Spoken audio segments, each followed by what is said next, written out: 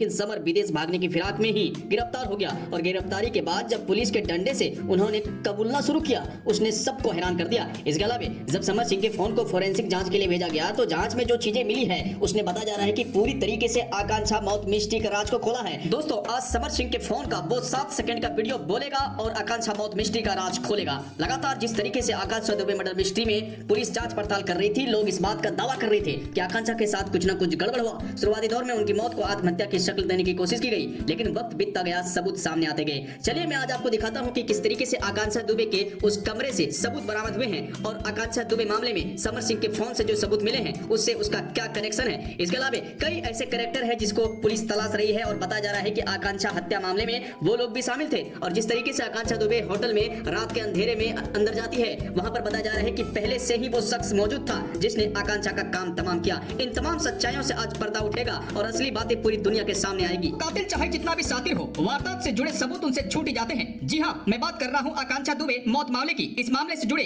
वो कौन से सबूत सामने आए हैं, वो कौन से वीडियो सामने आए हैं जिसने पूरी तरीके से इस पूरे मामले का खेल बदल दिया है। मैं आज आपको दिखाऊंगा कि आकांक्षा दुबे के पोस्टमार्टम रिपोर्ट में जो सबूत मिले हैं उसने सबको हैरान कर दिया है। उसके बाद आकांक्षा दुबे की मौत जिस होटल के अंदर हुई, उस होटल से वो कौन से 3 सबूत बरामद किए गए हैं जिसको देखकर पुलिस के भी पसीने छूट गए हैं। और आकांक्षा दुबे के उस आखिरी रात में आकांक्षा के कमरे की चाबी किसके पास था जिसने पूरी तरीके से इस मामले की सेटिंग की थी, ये सब कुछ अब पर्दाफाश हो चुका है। चलिए मैं आपको सिलसिलेवार तरीके से फटाफट बताता हूँ कि आखिर उस रात क्या हुई थी और उस रात के पहले किस तरीके से खतरनाक साजिश रची गई थी। दोस्तों, आकांक्षा दुबे को मारने की साजिश लंबे वक्त से चल रही थी, लेकिन कातिल कामयाब नहीं हो पा रहे थे। लेकिन आकांक्षा के उस आखिरी रात में कातिलों ने पूरी तरीके से जश्न मनाया था और जश्न की जो साजिश थी ये बेहद ही खतरनाक थी। दोस्तों, ये बात आपको भी पता है कि मौत वाली उस रात को आकांक्षा दुबे एक पार्टी में जाती है और पार्टी ब्रेकअप पार्टी होती है। उस ब्रेकअप पार्टी के जरिए पूरी दुनिया को यही दिखाने की कोशिश की गई कि आकांक्षा दुबे पूरी तरीके से दुखी है और उनका ब्रेकअप हुआ है और उसी का फायदा उठाकर कातिलों ने पूरी तरीके से आकांक्षा का काम तमाम कर दिया। जी हाँ, देखिए कि पार्टी को किस तरीके से साजिश का हिस्सा बनाया गया और आकांक्षा दुबे के साथ जो शख्स उस होटल के अंदर रात के अंधेरे में जाता है वो शख्स उस पार्टी में नहीं रहता है। हो सकता है कि वो आकांक्षा को खत्म करने की साजिश रच रहा हो, लेकिन इस पूरे मामले में और एक गंभीर बात यह है कि आकांक्षा दुबे की मौत जिस कमरे में हुई, उस कमरे से जो 3 सबूत बरामद हुए हैं उसने सबको चौंका दिया है। तो चलिए मैं आपको सिलसिलेवार तरीके से पूरा सबूत दिखाता हूँ। आज सबूत बोलेगा